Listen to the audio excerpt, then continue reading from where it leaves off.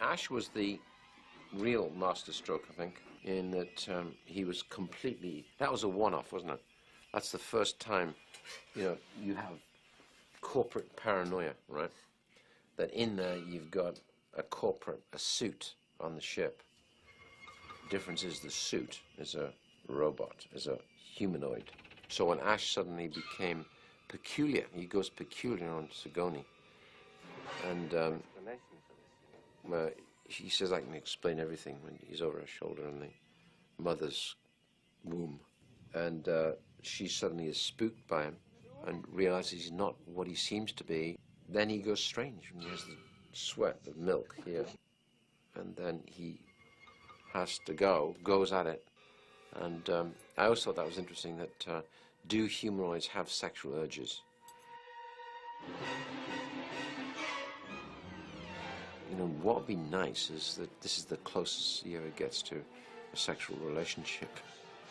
Then they come in and knock his head off, then you go from Ash to a very small person underneath, running around with, if you watch it carefully, rather dodgy arms, okay? That's the dodgy moment. But it's taken up by the shock, the slack is taken up by the shock of, Jesus, a robot, then getting bashed and bashed by Yaphet.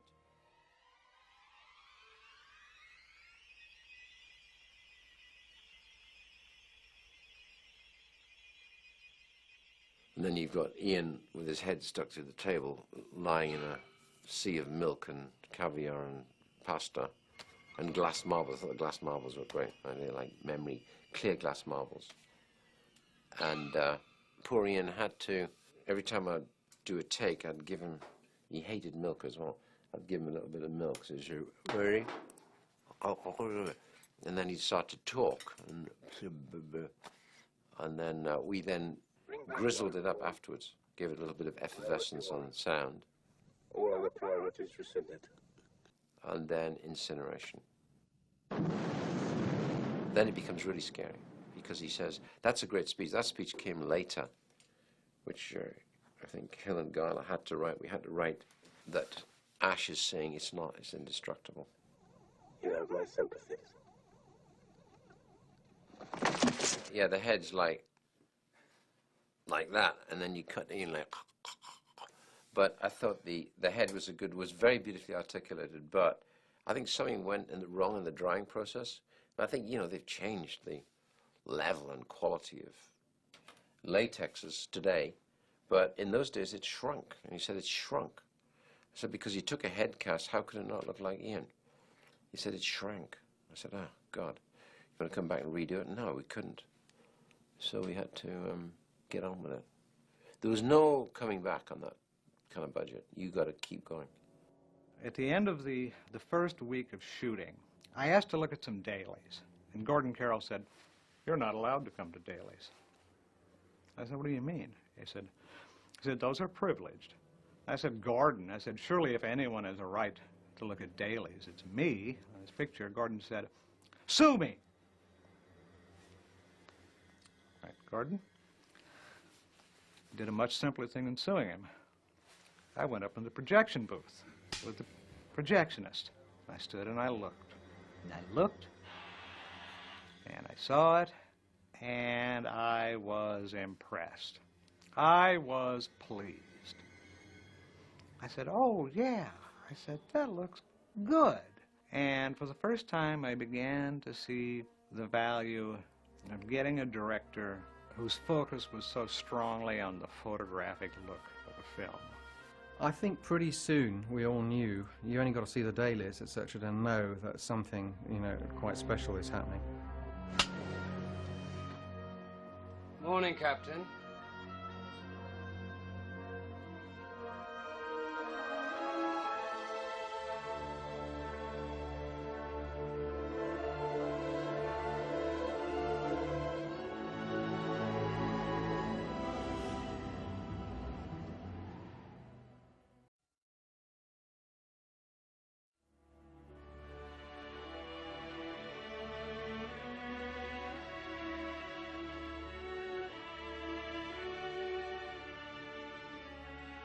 The glory of the cinema is that it is an audience that is seeing it, and therefore it is a collective understanding, which is quite different from watching something on tape. it has a blend of the actual theatre itself, even though what you're going to see is always exactly the same. It can vary from audience to audience according to whatever collection of people you have there.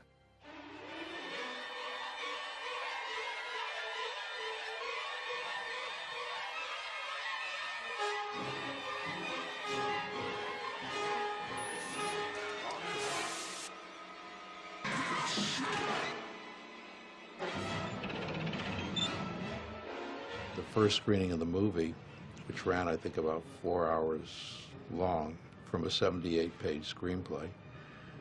And we were supposed to go out to lunch afterwards. I was with my ex-wife, and she was so traumatized, she couldn't leave the room for a day and a half. It was more violent and more frightening, actually, at the long cut that it ended up to be. We never really previewed it till we finished the film, which was interesting. But we finished it and we had a 70mm print and we took it to Fox. And they insisted the day we arrived, we just arrived that afternoon, that they wanted to run it that night in their dubbing theatre, the Zanuck Theatre. And they invited all the science fiction sort of people who had come in dressed up as most of the creatures you'd ever seen to see the film. And it ran terribly because the sound was so bad in there. And we never could understand it because we had a great soundtrack. We've never changed it. Then we had one in St. Louis where the sound wasn't quite right, and that was okay. Ridley went crazy because he went down and checked the theater before the screening, and 2 of the speakers were out, and then he didn't want to screen the picture. And by this time, they are completely convinced that we'd made a bad soundtrack in England, and the wrong thing had arrived. But we were all quite worried after the one in St. Louis. And then in Dallas, the next night, we had the sound absolutely right in the theater. Let's get out of here. We've got this far, we must go on. We arrive in this theatre, which was run by these guys. You could have eaten off their floor. The theatre was fantastic. The sound was great.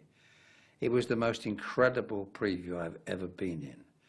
I mean, people were screaming and running out of the theatre. From what I remember, Ridley and Ivor Powell were holding down Alan Ladd Jr., who was trying to get out of the cinema. The usher keeled over, and not with a chestburster scene, strangely enough. People were just too stunned at that particular moment that they didn't react. This was a through-the-roof preview. This is when we knew we really had something. In fact, there was one of the ushers fainted. They all, they were worried about violence in the theaters and all the rest of this kind of stuff. And said, "Oh my God, there's an incident here. What's happened?" And the usher had fainted when the robot's head came off. We had the management saying, "This is terrible. All the people are being sick everywhere, and it's in a state." And we thought, "This is great." At first, I was standing in the back of the theater. I was saying, "What's going on? People are getting a lot of walkouts, But what it was that people were sitting close to the screen or walking back to stand and watch it in the back of the theater. They didn't want to be that close to the screen, because it was scary. Some of the most exciting, I think, moments of my life, because there's no greater buzz than being involved in a movie, and suddenly, not only was I going to the States for the first time in my life, but I was actually being flown around with Ridley in the 20th Century Fox executive jet from preview to preview. We never had a premiere for this movie. And I paid for my own ticket down at Egyptian Theatre to go, and I stood in line to go see this movie. I mean, it was like so totally bizarre. I wanted to see it with with an audience. People were getting up and leaving the theater and going out and barfing in the lobby. I mean, I guess it was just such a shock. I mean, we knew how it was made, and it was, our friend on the little dolly being squidgied underneath the chair and stuff. But boy, I'll tell you, when it was cut together, it really was pretty amazing. When we opened the film, I was staying at a friend's house in the Hollywood Hills there, looking down, and I could see the Egyptian Theatre where I was. And they opened it, and they ran it for 48 hours non-stop. It was just running like a loop for 48 hours. There was never a moment in that 48 hours that the queue wasn't round the block. I got up that day. I was a complete nervous wreck. I was angry. I was angry at the world. I had not been shown proper respect on this movie. I wasn't even going to go to the opening. The hell with them. I'm not going to go to the opening of this thing. Dan somehow had a bad experience. I remember this sticks out of my mind because of Dark Star. He remembers coming and thinking, "Oh my God," and nobody laughed, and nobody responded, and nobody came. And when they did, they didn't laugh at any of the jokes. That's what he'd said to me, "I'll never try another comedy again." So he kept on feeling this fear that it was going to fall on its face like Dark Star did. I jumped in my car and I just drove around streets. I drove around L.A. crazily. Nowhere. I just drove. I was mad. I'll show him. I'll this. I'll that. I guess he got drunk or something, because he almost didn't want to come. He said, "I can't take it." I'm not going with that. At 7:55, I suddenly turned the wheel and ran. Well, I drove like a rocket into Hollywood. I drove up and I parked somewhere and I got out. And I saw this huge line of people. It went down the block and around the block. And I said, "Is that for Alien?" And I got out and I walked the whole length of the line. I walked all this long line. They were all lined up to see Alien, my movie. And I sort of walked up. I drifted up towards the opening, the entrance there of the Egyptian. And I got up there, and there was Ronnie Shusett and a couple of people. He was like a man possessed. I mean, he was just like terrified. I said, "Where you been? Come in here." And they took me in, and we went inside. I floated in, and the theater, every seat was full, and they put me down in a seat somewhere, and I sat there. I was kind of numb. It was like a dream. The house lights went down.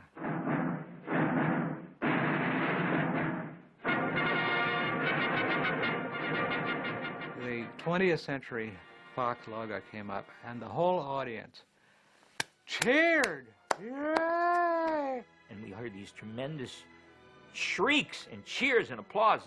And about the third scare in, and Dan was sitting behind me, and he started weeping. And my eyes flooded with tears, and the tears just ran down my face. And I just sat there and watched the movie. And I said, Dan, and he said, "I can't believe it. It's real. It's real." You know, and he was just crying through the. Here's everybody cheering. He's this guy behind me crying. Limp as a rag. And I had expected there, of course, to be moments where they would scream at the shock. And I'd expected a lot of nervous muttering and tittering, all that stuff. Wasn't what happened at all. The audience sat in absolute silence, unmoving, just staring at that screen. Like all of us, we can't be objective about our own work. Even when he went to the previews, he just wasn't sure. He thought, "Oh, maybe it's just those audiences, or they're prone to love it, and nobody else is going to like it. Maybe not the masses that aren't the science fiction lovers." But you could tell that crowd, they went wild. I mean, they were just standing and cheering at the end of the movie. I saw it at the Egyptian. First time I saw it in its entirety. A lot of them had come up and were standing in front. They'd walked out on the movie. And I thought, cool, it can't be that bad, right? So I go in there, watch the movie, right? And I'm quite excited by what's happening. And I thought the pacing, cutting was brilliant, right? And then when Sigourney goes back to pick up her cat, I had this wonderful African-American voice shout out, "Leave the fucking cat!" And at that stage, I knew that Ridley had got a hit. They had the space jockey in front. I understand somebody tried to set fire to it or something, because they thought it was the work of the devil. Great. By then, we had already had, the night before, I'd been to the Academy, and that's a tougher audience because they're filmmakers, and it takes a lot to impress them. But that went so amazingly. Sitting behind me was Jack Nicholson and Warren Beatty, and they kept screaming like two little boys at every scare. And they came up to Dan and I later and said, "Oh, it's amazing, guys." And Dan, "My God, it's Warren Beatty and Jack Nicholson," you know, and they scared the shit out of us. So we were just beaming, and that's a tougher audience. It was so new in its concept of horror. I think it was more of a thriller because apart from those little odd horrid moments that things happen, it was a thriller. When's it going to happen next? My reaction was right with them. It was a wave. We were like a tidal wave building up and crashing on the shore with apprehension. I do remember a story that Ridley told me about meeting with some theater owners after the picture had been released, and this one guy came up to me and says, "I tell you, you know that one scene where that thing comes out of the stomach, I tell you, it really messed up our bathrooms, and I take a great deal of pride in our bathrooms, but we took care of that. We took care of that." And he says, "Well, how did you take care of that?" He said, "Oh, we just cut it out of the picture. And the bathrooms were fine after that." I've often wondered in Alien how many eyes closed at the moment that I gave birth, as I like to put it. But, and I'm sure that it's over 50% in the first time of seeing it. And I'm sure that some people took 4 times before they actually saw it. Women of a certain age, probably childbearing and upwards age, or certainly women in their 30s and 40s for some extraordinary psychological reason, were very, very put off by the chest burster, by the birth scene. I think they found it, you know, deeply Freudianly disturbing. And I think that stopped it actually being an even bigger hit. The chest bursting scene certainly worked, and you'd just hear this dead silence from the audience. They couldn't believe what they were seeing, you know. I then realized, you know, how effective it was on an audience, you know, and people won't, you know, have heard so much about it, they won't even see it. They're terrified to see it, and people who have seen it regret it, you know, and others just can't get enough. They were so terrified. I mean, even I was terrified because they'd added, it has the most amazing sound. And between the water and the steam and the smoke and our performances and the music, you're terrified the entire time. I think I watched it through my cable net sweater. You know? It's like that. Because once you added all that, I wasn't Ripley, you know, who doesn't get afraid. They were terrified. They'd never seen a movie like this. It just came at them, relentless claustrophobia. And the power of this movie is any horror film, you get inside the psychology of fear, and those are inherent, certain amount of things that are in people, things growing inside you, and the way that robots are as humans, and you're not quite sure who is who, and the claustrophobia of a setting where you're enclosed and can't get out of. I went to see it in Twickenham, in a huge cinema, and I was terrified. I can't remember the audience reaction because I can only remember my own. And I screamed, and I was absolutely... And I knew, of course I knew the script. I knew that the creature was going to burst forth, but it made no difference. I was petrified. People were so into it. It was the first time we'd shown space to be a real place, you know, filthy, greasy, grimy, with real people in it, you know. It's certainly the opposite of 2001, which is a movie I've always found it hard to sit through, frankly, because it's so sterile and still. And this was, you know, and it was, I have to say, so much of Ridley in it, his no bullshit kind of approach. Exciting opening. It broke all the house records. It was a very good ad campaign, I thought, simple but creepy at the same time. I think the team of Fox, people of Fox at that point in time, none of which are there anymore, really got behind the picture and sold it as hard as they could and believed in it very strongly. The graphics we brought in were 2 great guys. There was Steve Frankfurt, who was, you know, pretty formidable advertising man, and Richard Greenberg, who came in with, first of all, coming into poster work, and then they came up with a great log line, you know, in space no one can hear you scream. And then the typography, wide space to the top, I thought looked great. And then they readapted that to go on the film as the opening title sequence, which was a kind of form of hieroglyphics, really, or a readout. You know what it is. Then it gradually spells Alien. Alien fulfilled a genre, and therefore thereby put a cap on it. Alien to me is very special, and it's not just because I worked on it. I think Ridley did such an amazing job on it, and I think it's got a mythology to it. Until they start making feature movies in IMAX or in virtual reality, I don't think it's going to be possible to do anything that's that novel in the scary sci-fi monster vein. The thing that made Alien scary was the fact that you weren't quite sure what you were seeing, so the audience could participate. It was quite a milestone. It was sort of like Howard Hawks' The Thing, which was the first film I can remember where they used a science fiction element as an element of horror to really frighten you, and this was the next ultimate step. The alien is frightening in a context much larger than outer space science fiction beings. It's fearsome in the way a child's nightmare is frightening. It's becoming more difficult to just frighten people. Frighten people on a nice level, on an entertaining level, on a roller coaster ride. I think it's really why I've never done another science fiction between Blade Runner and this. I thought I hit space and the urban side of the world and sci-fi. And so, in a funny kind of way, it's good because I'll only do another science fiction if I've got a really good script. So really, finally, it's about the story. It's all about the story. The trappings, the dressing is not insignificant. It's important, and it's an art form in itself, but it's not the priority. Ridley's Alien is actually of a different genre from the other aliens, I think.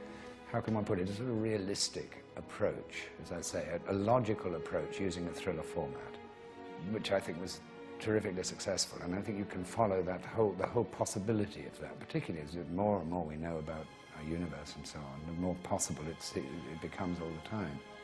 So it's not going to get unfashionable. The other aliens I would put into a different genre. I would say that they were more action-adventure films.